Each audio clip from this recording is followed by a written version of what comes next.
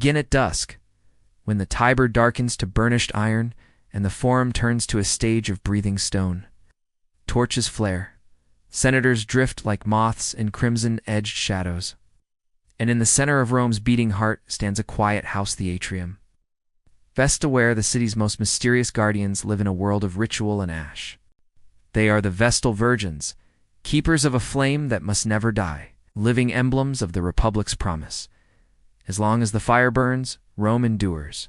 They step silently through marble corridors washed in the perfume of sacred smoke. Their hair coiled and bound, their veils, a pale horizon over faces trained to serenity. They bake the mullah salsa for sacrifice.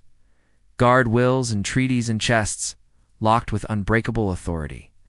They tend a hearth so old it feels like the city's first memory. They move through a geography of reverence, touching objects that are not simply things but vows. Power hums around them. Condemned prisoner who brushes a Vestal's hymn earns a reprieve. A magistrate yields his path.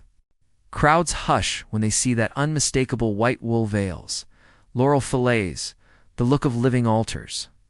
They ride in chariots during ceremonies where even proud generals avert their gaze.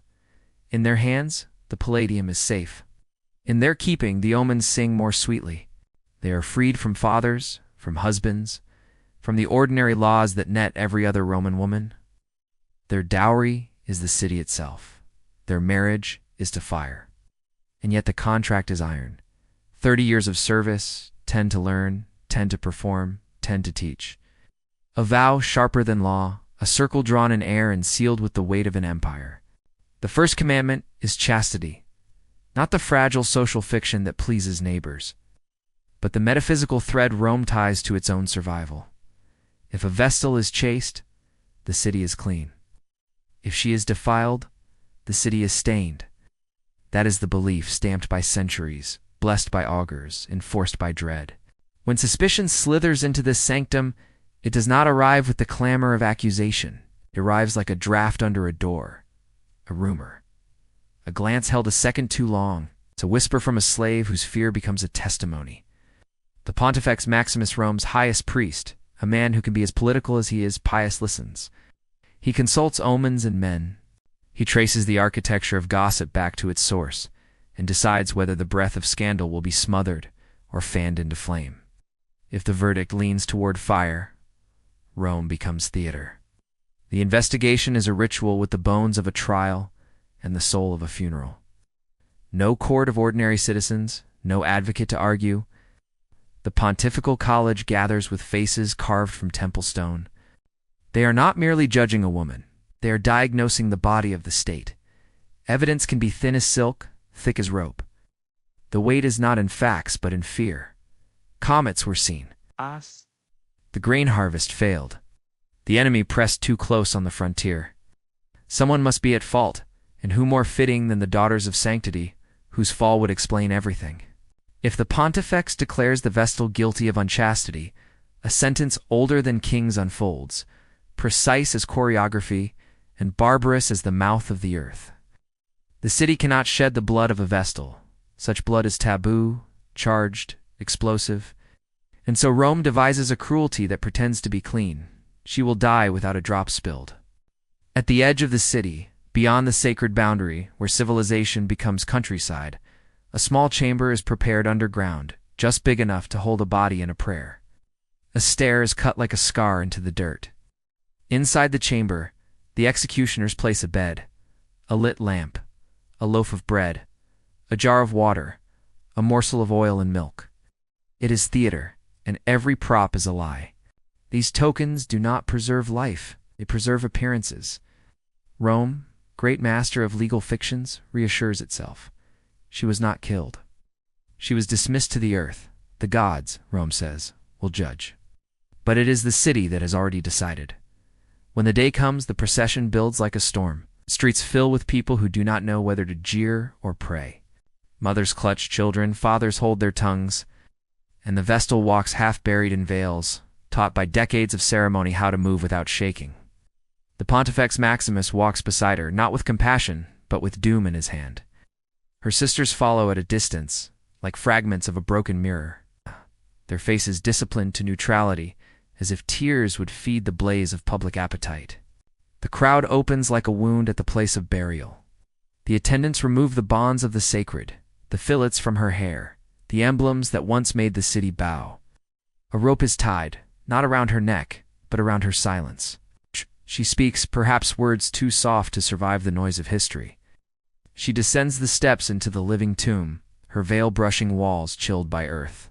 The Pontifex reaches out a hand in a final ritual touch that is both farewell and sentence, then steps back. A slab is pulled across the opening, earth thunders down, the city inhales. And somewhere a lamp burns under clay for a few stubborn hours, then surrenders to darkness. This is how Rome cleanses itself when it fears its soul, by making the earth its accomplice. The man accused as her partner does not benefit from such sanitation. It is a different ritual. Flogged until the back learns the alphabet of pain, or executed outright, sometimes beaten to death in the forum, times hurled from the Tarpeian rock, that cliff where treachery goes to meet gravity. If he is noble, the sentence has more ceremony. If he is poor, more speed. Either way, his blood is allowed. The city will call it justice, because the city cannot call it envy, or politics, or hunger for a scapegoat. Not every case ends with dirt in a lamp. Sometimes Rome remembers mercy. A Vestal accused may be acquitted after the gods speak with unusual clarity. After witnesses contradict, after the Pontifex senses the wind of public feeling shifting across his own skin. Records name those who were saved, a handful against the long-shadowed list of those who were not. There are tales of Vestals who led to the fatal steps, found their bonds break, or the beasts meant to drag their lovers refused, as if the world itself hiccuped in protest. Rome reported such miracles carefully. They were rare, and rare things are useful when a city wants to flatter its conscience. Behind the story of punishment lies another story, the way Rome used purity as a lever of politics. The Vestals were the state's living trophies of sanctity. In times of crisis, an accusation against one of them was a ritual valve, a way to vent panic through a body that symbolized the whole. Grain prices spiked, armies lost, omens soured. The city peered into the temple where the flame shivered and asked whether the hands tending it were steady. Men who understood power could nudge the answer. Ambitious Pontifex, a resentful noble house, a clique of priests offended by a Vestal. Influenced together, they could place a woman at the end of a stair and call it piety. For make no mistake, the Vestals were not prisoners until Rome made them so. They held keys to documents rulers feared to lose. They sat in seats of honor at games. They could testify without the usual oaths, because their word weighed more than most men's. They could free a condemned man with a touch of evidence that the gods themselves recognized their sanctity. And in a city where women's lives were braided tightly to fathers and husbands, Vestals lived outside that braid, invested with a freedom that could look to certain eyes like threat. The paradox stings. Rome granted them autonomy to cultivate an image of inviolable holiness, then punished them with exceptional ferocity if that image cracked. It was a covenant built on admiration and dread, on the conviction that women could be made into altars, and the refusal to see that altars are made of stone, not breathing flesh. Every so often a name rises from the dust like a hand.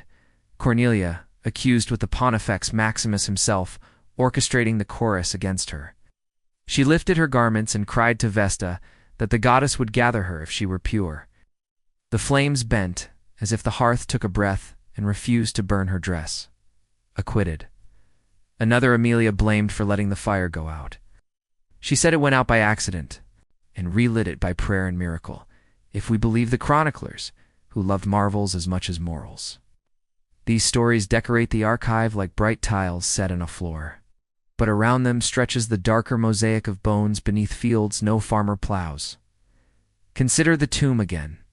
Its dimensions are narrow precisely because it is not meant to hold a person very long.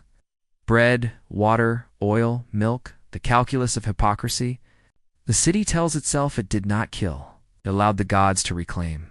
But the gods did not shovel earth. The gods did not draft the decree. Men did, who trembled at eclipses and bribed juries and loved order more than justice. There is a special cruelty in burying someone alive that surpasses the spectacle of blood. Blood excites, burial silences. No clamor, no gore, no stain to wash from marble. Only a memory that dissolves into rumor, a life changed into a caution that future Vestals wear like a second veil.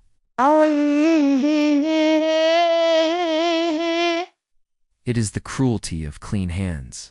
The flame at Vesta's hearth survives every scandal, because Rome insists it must. Fresh logs, new hands. Ritual words spoken with careful ringing cadence. The city resumes its routines, processions, sacrifices, decrees.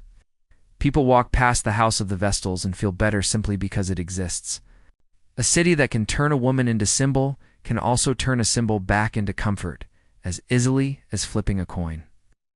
And yet the punishment leaves a drag in the air, an aftertaste like smoke that clings to statues and cloaks. The same citizens who applaud the purity of their guardians share bread with the knowledge that purity, in Rome, is a condition enforced with a shovel. They bless the women in white and teach their daughters the cost of being chosen for honor. Mothers whisper that selection is an elevation and a risk, a path paved with petals that conceal a trapdoor. Time moves, republic becomes empire. Emperors become gods in their own inscriptions. The pontifex's office shifts until the ruler himself wears the title. Power condenses like dew on bronze.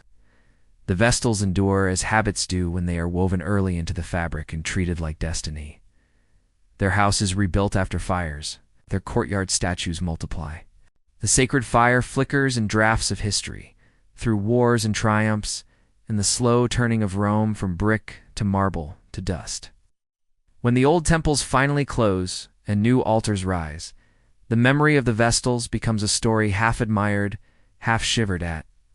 Tourists centuries later will stand under a sky too blue to believe and read the plaques that describe chastity enjoined, sanctity preserved. Few will feel the weight of a stone slab being dragged across a stair mouth. Fewer will hear the muffled thud of the city absolving itself. But imagine for a moment one of those condemned daughters passing through the last slit of light into the earth. She had carried a basket of sacred grain. She had sung the formulas that yoke mortal and divine. She had lived in the eye of reverence. She knows the name of every column in the forum, the hour the sun smears gold on the temple of Castor and Pollux, the polite silence that falls when she enters a room. Now the rush of soil above her sounds like applause turned inside out. She holds the bread, the little lamp, and understands the gift is not for her, but for the conscience of the people who have left her. This is how Rome punished its sacred Vestal Virgins, by transforming holiness into hazard, by forging a code that honored women as emblems and crushed them as doubts. The city that engineered law like sculpture and sculpture like law sculpted a death that kept its marble clean. It believed that purity could be policed, that misfortune could be explained, that fear could be fed and called faith. The flame of Vesta was said to be eternal. Perhaps it is, if you count every fire built by power to light its own face. But there is another kind of flame the story ignites, the one that burns in the mind when it sees a ritual used as a mask. The lesson glows across the centuries. When a society makes symbols out of people and then sentences the person to save the symbol, the gods being served are not the guardians of the city. They are the guardians of control. And there, in the last ash-gray light, a figure in white walks the peristyle of a silent house, lays another stick on the ancient coals, and whispers a prayer whose words the wind has long since memorized. The fire brightens, trembles, holds. Rome continues, pretending that its purity is safe, so long as the flame does not fail. But everyone who truly watched knows it was never the fire that was in danger. It was the women who carried it.